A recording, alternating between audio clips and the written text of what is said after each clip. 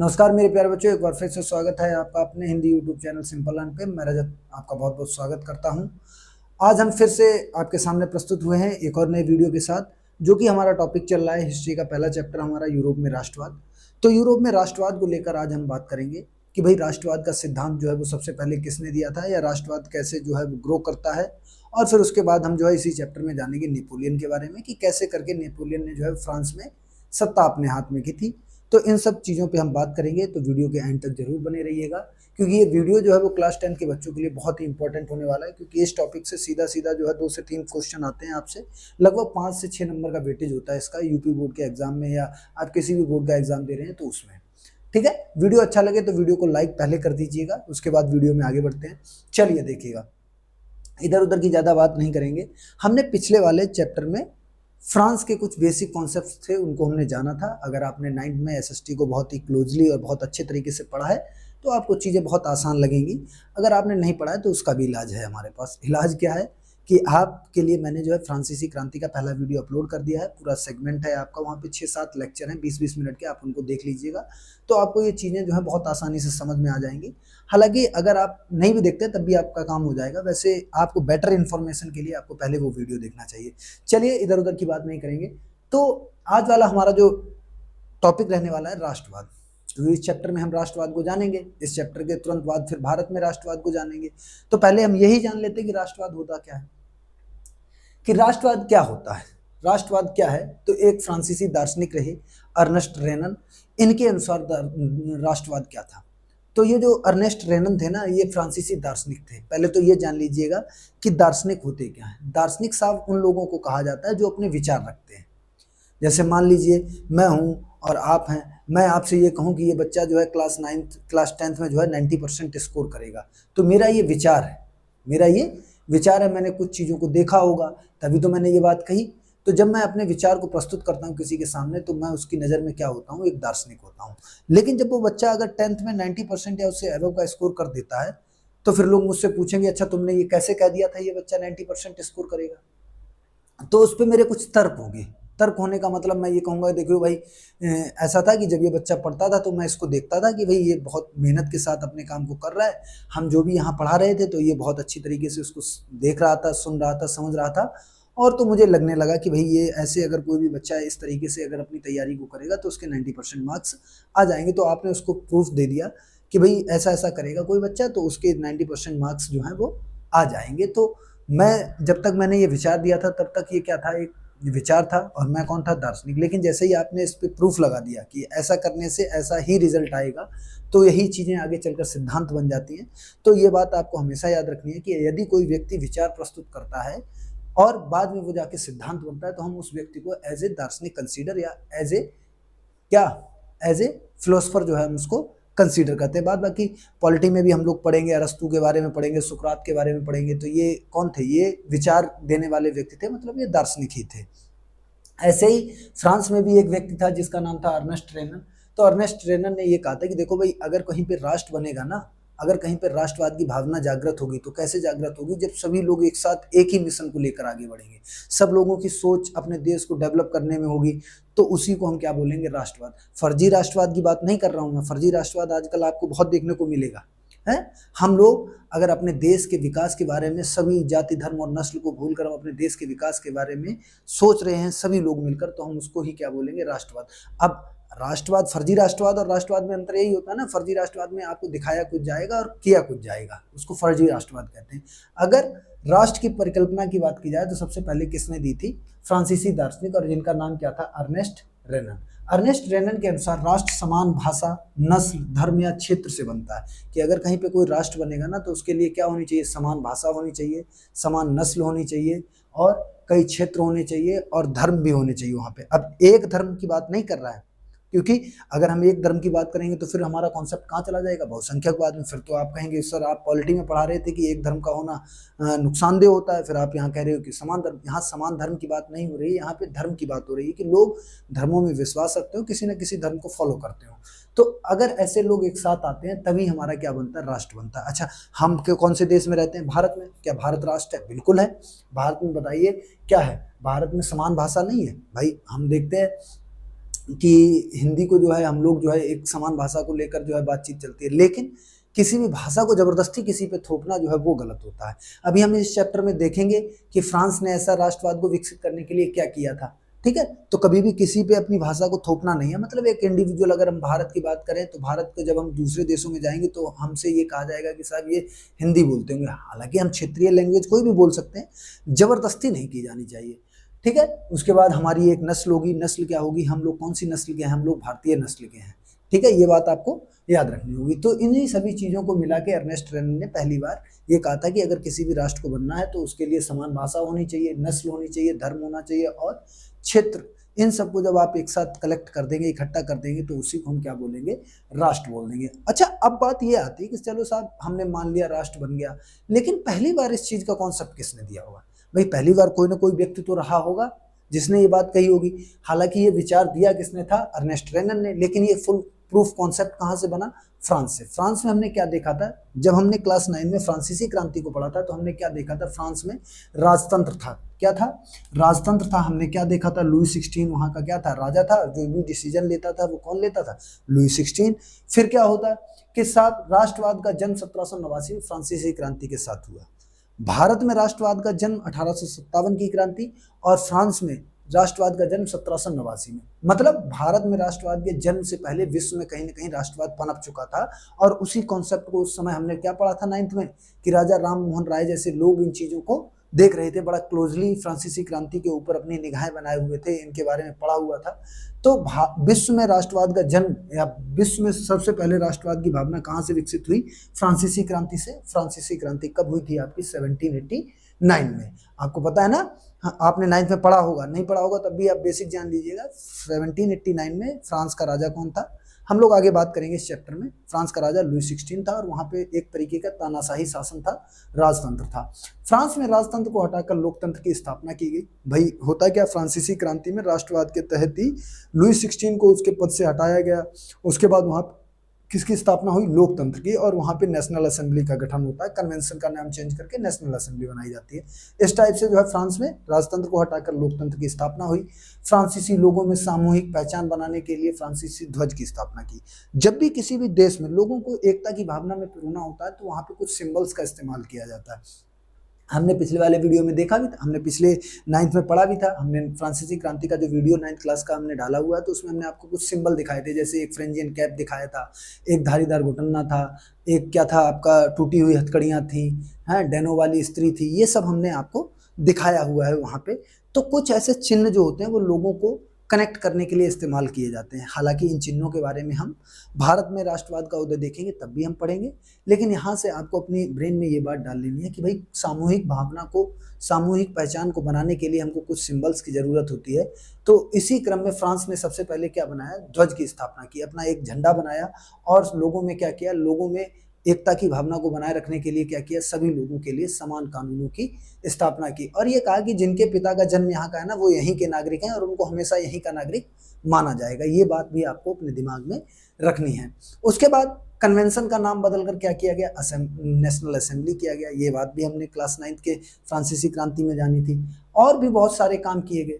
उसके बाद फ्रांसीसी भाषा, जो फ्रांस की भाषा थी ना, फ्रेंच लैंग्वेज, उसको वहाँ की क्या बनाया गया, राष्ट्रीय भाषा के रूप में उसको मान्यता दी गई। अब आप सोच रहे होंगे साहब भारत में तो आप कहते हो जब भारत की बात आती है कि भारत की कोई भी भाषा नहीं होनी चाहिए। अच्छा, यहाँ पे इन्होंने क्या किया था, यहाँ पे साहब इन्होंने फ्रेंच भाषा को जो है अपने देश की राष्ट्रीय भाषा बनाया, लेकिन इन्होंने क्षेत्रीय भाषाओं को भी प्रोत्साहित किया। इन्होंने किसी पे ब्लेम नहीं किया कि आप हिंदी ही बोलेंगे, या किसी को बाधित नहीं किया, रोका नहीं कि आप हिंदी के अलावा और कोई लैंग्वेज नहीं बोल सकते। इन्होंने ये कहा देखो जब भी हम कहीं बाहर जाएंगे ना तो हमारी जो नेशनल लैंग्वेज होगी वो हमारी फ्रेंच होगी। आप यहाँ रह के कोई भी लैंग्वेज बोलते हैं कोई फर्क नहीं पड़ता है। उसके लिए उन्होंने लोगों को क्या किया, मोटिवेट किया, लोगों को और ज़्यादा कह सकते हो प्रोत्साहित किया कि आप अपनी क्षेत्रीय भाषा पे ध्यान दो। फ्रेंच लैंग्वेज अगर आपको सीखनी है सीखिए, नहीं सीखनी है तो वो आपकी इच्छा है। उसके बाद राष्ट्रवाद के तहत ही क्या काम किया गया, आयात निर्यात शुल्क, उसको क्या किया गया, समाप्त किया गया। ये कहा भाई आप कोई भी चीज़ मंगाएं या कहीं पे भी कोई भी चीज़ भेजें, इस पे आप पे कोई भी टैक्स जो है वो नहीं वसूला जाएगा। उसके बाद क्षेत्रीय भाषाओं को प्रोत्साहन दिया गया, जो लोकल लैंग्वेज थी उनको क्या किया गया, उनको प्रोटेक्ट किया गया और उनके जो है विकास पर भी काम किया। इस प्रकार फ्रांस में संवैधानिक राजतंत्र की स्थापित किया जाता है। संवैधानिक राजतंत्र का मतलब 1789 में क्या होता है कि मैक्सिमिलियन रोबेस्पियर सत्ता में आता है और वो क्या करता है, धीरे धीरे करके अपना वर्चस्व बढ़ाने लगता है। अंततः 1791 में क्या होता है, मैक्सिमिलियन रोबेस्पियर को भी उसके पद से हटा दिया जाता है। इस तरीके से जो है हमने देखा कि भाई लुई 16 को हटाने के बाद फ्रांस में राष्ट्रवाद के तहत ही किसकी स्थापना होती है, संवैधानिक राजतंत्र की। अब लोग जो है एक ही लक्ष्य को लेकर आगे बढ़ रहे थे। लक्ष्य क्या थे फ्रांस की क्रांति के, तो हम पहले लक्ष्यों के बारे में जानेंगे, हमारे गोल क्या थे। जब फ्रांसीसी क्रांति हुई थी तो हमने किस चीज पर फोकस किया, फ्रांस के लोगों ने, फ्रांस यूरोप में लोकतंत्र स्थापित करने के लक्ष्य के साथ नेतृत्व करता बना। अब फ्रांस ने अपने देश में तो लोकतंत्र स्थापित कर लिया, लेकिन हमने क्या पढ़ा था कि मोस्ट ऑफ द जो कंट्रीज थी ना, मोस्ट ऑफ द जो एरियाज थे उनमें कौन थे, राजा थे, शासक यूरोप के। तो अब जब फ्रांस में लोकतंत्र स्थापित हो गया तो फ्रांस अब ये कहने लगा, देखो भाई अब मैं लोकतंत्र स्थापित कर चुका हूं अपने देश में, अब मैं क्या करता हूं, अब मैं दूसरे देशों से जो राजा हैं उनको हटाऊंगा और उन देशों में भी क्या करूंगा, लोकतंत्र स्थापित करूंगा। तो इस प्रोसेस के तहत जो है फ्रांस पूरे वर्ल्ड में निकल पड़ता है और सबसे पहले वो अपने आसपास के देशों में जो राजा होते हैं उन देशों पे अपनी सेनाओं को भेजने लगता है और वहां के लोगों को जो है राजतंत्र से मुक्ति दिलाने का कहता है। लेकिन एक यहाँ पे एक कंट्राडिक्शन ये आ जाता है कि साहब क्या ये फ्रांस सही कर रहा था, फ्रांस काम तो सही कर रहा था, अच्छी विचारधारा अच्छी थी, लेकिन साहब दिक्कत कहाँ थी कि जिन देशों में भी फ्रांस की सेना जाती ना तो वो ऐसे ही काम नहीं कर रहे थे, वहां पे क्या कर रहे थे, आम लोगों को प्रताड़ित करते थे। तो इस चीज को लेके बाद में विरोध भी हुआ, लोगों को लगने लगा था, तो हम अभी आगे पढ़ेंगे कि लोगों को क्यों लगने लगा। तो अब ये नेतृत्वकर्ता के साथ जो है आगे बढ़ा कि भाई अब हम आपको लीड करेंगे कि कैसे लोकतंत्र आपको अपने देश में स्थापित करना है, और इसने किया भी। इसी देश को, इसी विचारधारा को फैलाने के लिए इटली, हॉलैंड, स्विट्जरलैंड जैसे देशों में इन्होंने लोकतंत्र स्थापित करने की कोशिश की। और लोकतंत्र स्थापित करने की कोशिश कैसे की, अपनी सेना को भेज रहा था और इस तरीके से जो है उन देशों में लोकतंत्र स्थापित कराने की कोशिश कर रहा था। इसी ड्यूरेशन में एक व्यक्ति आता है जिसका नाम होता है नेपोलियन बोनापार्ट। थोड़ा नेपोलियन बोनापार्ट के बारे में जानेंगे कि साहब नेपोलियन बोनापार्ट जो था ना वो एक क्रूर शासक बना आगे चल के। लेकिन ये बात आपको हमेशा याद रखनी है, जब भी कोई लीडर आता है ना, जब भी कोई नया चेहरा निकल के आता है तो वो हमेशा ऐसी भावनाओं के साथ आएगा, जैसे ये आएगा ना तो आपका जीवन एकदम से बहुत बेहतरीन कर देगा। इसी विचारधारा के साथ एक व्यक्ति फ्रांस में भी आया था। कौन आया था, नेपोलियन बोनापार्ट। मैक्सिमिलियन रोबेस्पियर के टाइम पीरियड में ये वहां का एक क्या था, लेफ्टिनेंट था, कुछ नहीं था, एक आर्मी में, वहां की सेना में क्या था, लेफ्टिनेंट था। बाद में ये चल के आगे फ्रांस का क्या बनता, शासक बनता है और कई ऐसे देशों पे अपना अधिकार जमाएगा और फिर बाद में ये हार भी जाएगा। तो इन सब चीजों पे बात करेंगे। देखिएगा कि नेपोलियन बोनापार्ट की बात की जाती है तो नेपोलियन बोनापार्ट को जो है एक महान शासक, राजनीतिक और सुधारक के रूप में जाना जाता है। अच्छा, तानाशाह तो था लेकिन इसने कुछ काम भी अच्छे किए थे, कुछ सुधार किए थे। तो नेपोलियन बोनापार्ट एक महान शासक, राजनीतिक और सुधारक के रूप में जाना जाता है। जन्म कब हुआ था साहब, तो जन्म बड़ा इंपॉर्टेंट है, हालांकि इस चैप्टर में इतना डिटेल में नहीं बात करेंगे। तो जन्म याद रखना है कि 15 अगस्त 1769 को जो है नेपोलियन बोनापार्ट का जन्म होता है। कहाँ पे होता है, कोर्सिका द्वीप में। कहाँ पे होता है, कोर्सिका द्वीप में। पिताजी का नाम था कार्लो बोनापार्ट और माताजी का नाम था लेटिजिया रामोलिनो। क्या नाम था, लेटिजिया रामालिनो। और जो ये व्यक्ति था ना, इसने अपने जीवन में बहुत अच्छे काम किए, लेकिन वही है ना कि एक, जब भी कोई, मैं कई बार बता चुका हूं कि राजतंत्र में क्या होता है ना कि राजतंत्र, या मान लीजिए कोई भी लीडर है आपका, कोई भी देश का नेता है, लीडर है, वो क्या करता है, वो ये चाहता है कि कैसे भी करके मैं सत्ता मेरे हाथ में आए, और फिर वो क्या करेगा, धीरे धीरे अपनी पावर्स को इंक्रीज करने लगता है, बढ़ाने लगता है। और जब वो धीरे धीरे शक्तियों को बढ़ाने लगता है तो फिर वो क्या करना लगता है, तानाशाही रवैया अपनाने लगेगा, जो कि फिर वहां की पब्लिक को जो है अच्छा नहीं लगता, फिर वो उसके विरोध में उतरती है। ये कॉमन जो है विचारधारा है कि भाई आप ज्यादा किसी को प्रताड़ित करेंगे, लोग फ्रांस की तरह आपके विरोध में उतर जाएंगे। तो जो ये नेपोलियन था ना, नेपोलियन का जन्म 15 अगस्त 1769 को कोर्सिका द्वीप में हुआ था। पिता का नाम कार्लो बोनापार्ट और माता का नाम लेटिजिया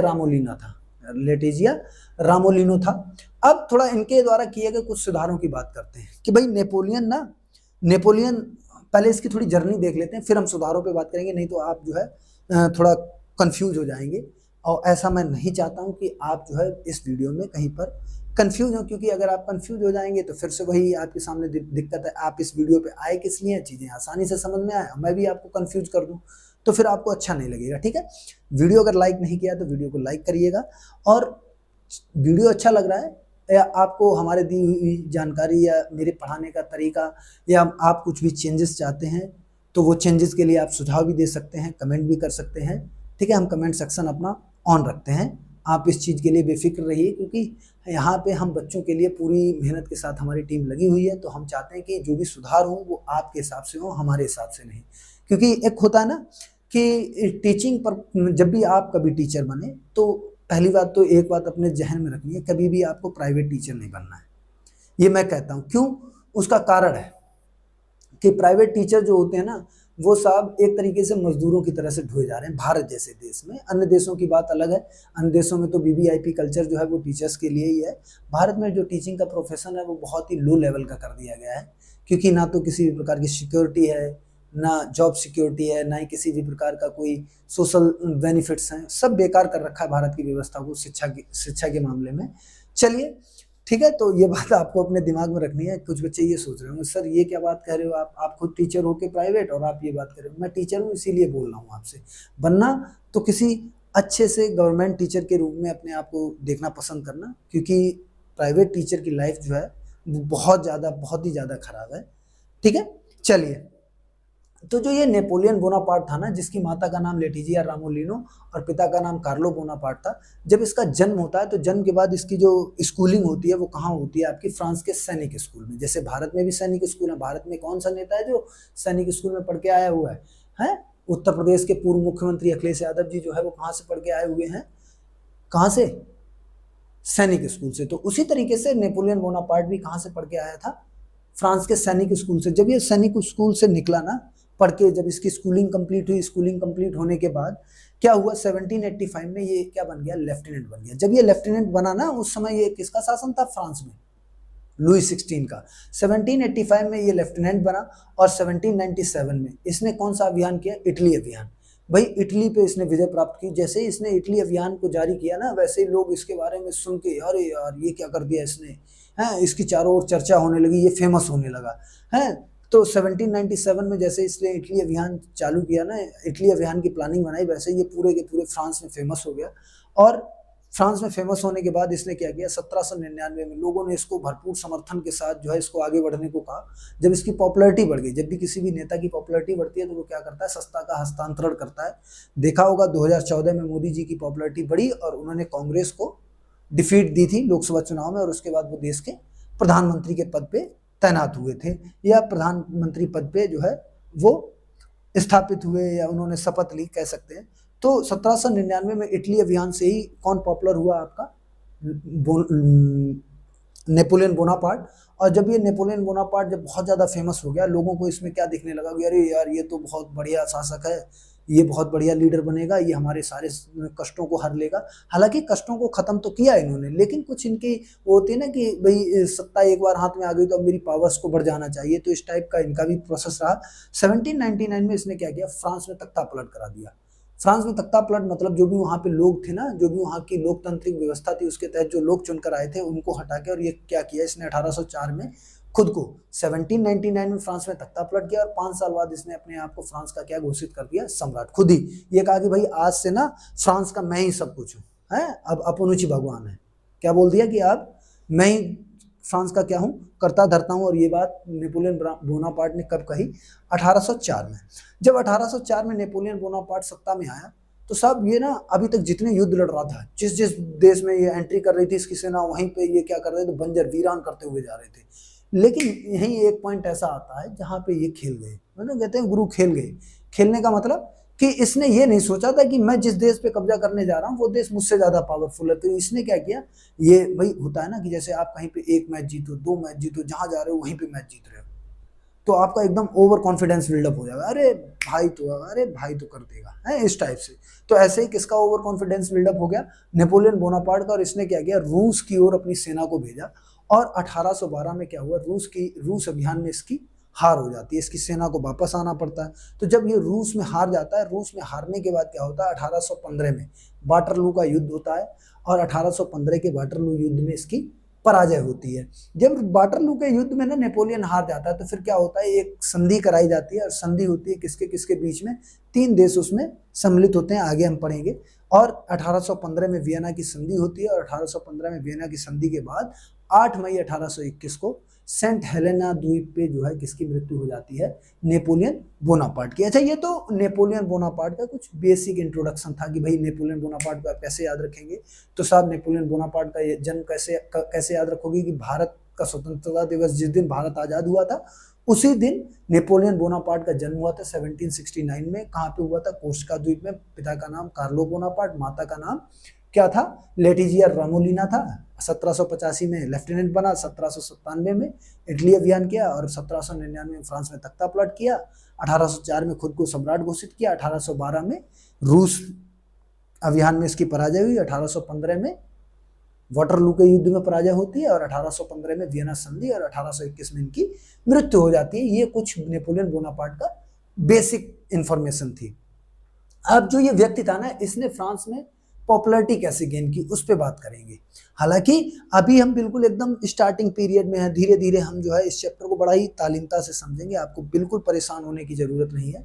अब नेपोलियन बोनापार्ट ने कुछ सुधार किए। क्या किया कि फ्रांस को विश्व स्तरीय शक्ति के रूप में स्थापित करने वाला अगर कोई व्यक्ति था ना तो वो कौन था, नेपोलियन बोनापार्ट। तो विश्व में इसका परचम लहरा दिया फ्रांस का। तो फ्रांस के लोगों को लगने लगा यार ये तो बहुत अच्छा लीडर आया। उसके बाद फ्रांस में निरंकुश शासन की स्थापना की।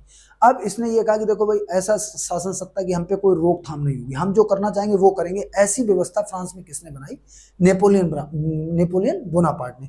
उसके बाद जैसे इसने निरंकुश शासन की स्थापना की ना, निरंकुश शासन का मतलब कोई कितना भी विरोध करे कोई नहीं, हम जो करेंगे वही होगा, इस टाइप की फिलॉसफी के साथ ये आगे बढ़ा। तो जैसे इस तरीके की फिलॉसफी कहीं पे भी काम करती है, इस तरीके की विचारधारा कहीं काम करती है, तो वहां पे सबसे पहले क्या नष्ट हो जाता है, प्रजातंत्र। और इसने क्या किया, प्रजातंत्र को नष्ट कर दिया। अभी जो फ्रांस में प्रजातंत्र स्थापित किया था मैक्सिमिलियन रोबेस्पियर के टाइम पीरियड में, उसको क्या कर दिया, समाप्त कर दिया। और खुद को 1804 में नेपोलियन संहिता लेकर लोगों को इंट्रोड्यूस कर दिया, भाई ये सम्राट बन गया। तो इसने क्या किया, एक कानून की किताब लिखी और उसको क्या नाम दिया, नेपोलियन संहिता का नाम दिया, और पूरे देश में उन कानूनों को लागू कराया। अच्छा, कानून लागू कराया तो लोगों को अच्छा क्यों लग रहा था, अच्छा इसलिए लग रहा था कि पहले भाई जो फ्रांस था ना, वहाँ पे 39 अलग अलग क्षेत्र थे और हर क्षेत्र से गुजर के जाने पे आपको टैक्स लगता था, तो लोग परेशान थे।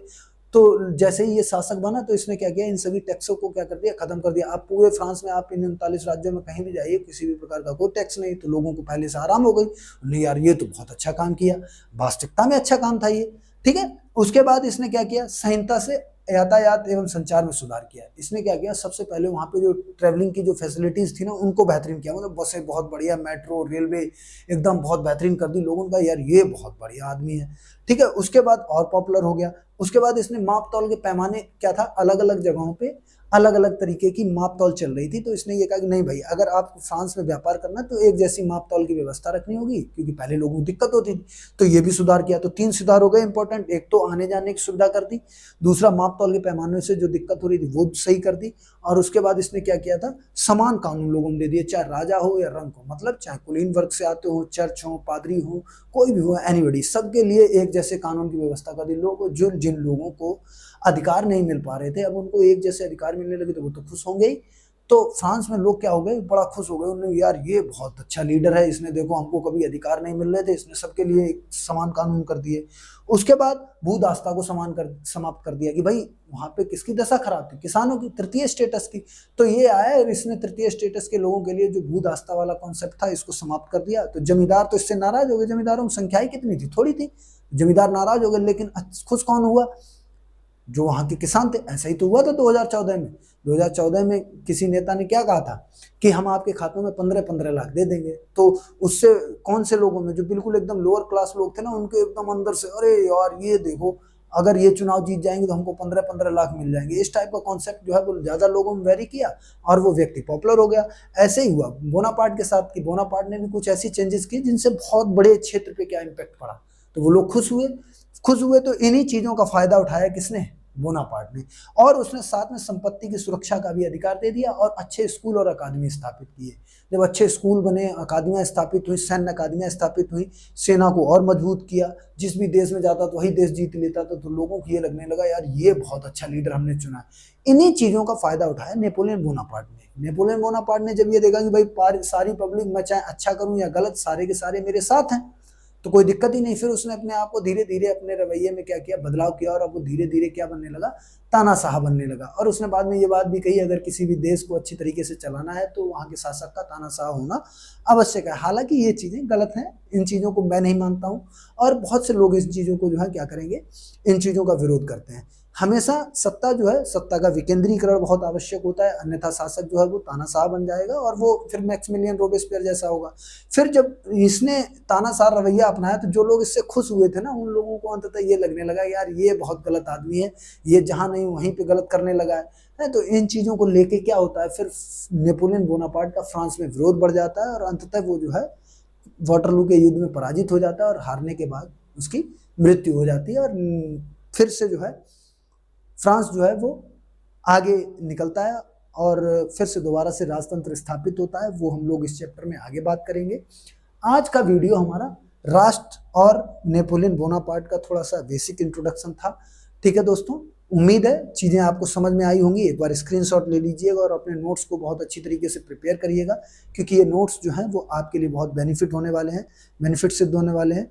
ठीक है, मिलते हैं आपसे अगले वीडियो में। ऐसे ही गाते रहिए, मुस्कुराते रहिए। जय हिंद, जय भारत।